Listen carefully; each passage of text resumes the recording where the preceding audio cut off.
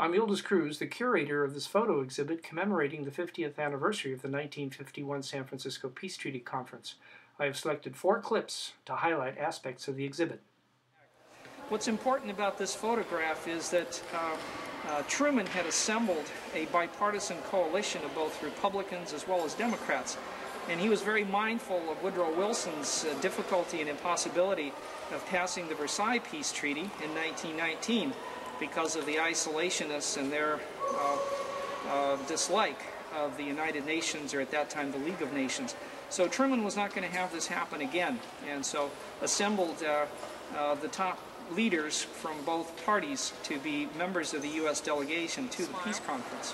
Panorama of the U.S. and Japan in the spotlight. While the conference brought together 52 countries, the U.S.-Japan relationship, I would argue, was probably the most important, because the U.S., along with Great Britain, drafted the peace treaty document and wanted agreement from that, of course, from Japan, but also from all the other states and countries that had been at war with Japan during World War II. So some of the photographs here are of President Truman addressing the plenary sessions, the opening sections on September 4th. And this particular document I found in the Truman archives. This was President Truman's speech to the Assembly on September 4th, 1951. This was the 6th draft.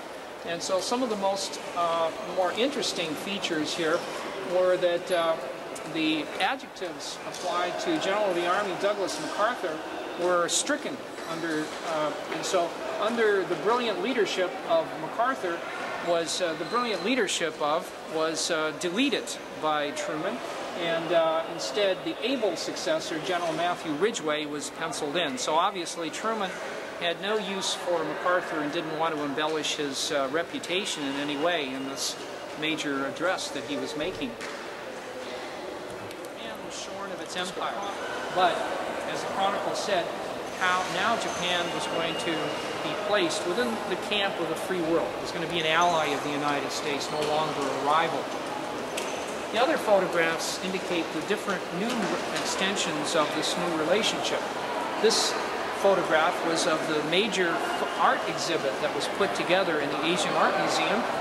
And it was there primarily under the leadership of John Foster Dulles. Dulles definitely wanted a blockbuster art exhibit, and so the Japanese cooperated with him and brought, for the first time outside of Japan, many exquisite works of art.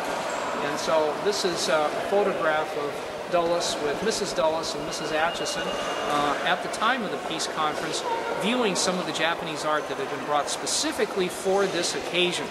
And so this is Ms. Kitty Ishii, who is describing some of the aspects of this Buddhist sculpture of the traditional era. The peace treaty. There were major problems with the peace treaty itself, not only during the conference, but also in the events leading up to the conference.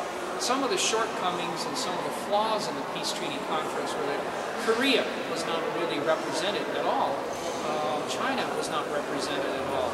And so these two major powers arguably would suffer the most under Japanese aggression and colonialism were not included.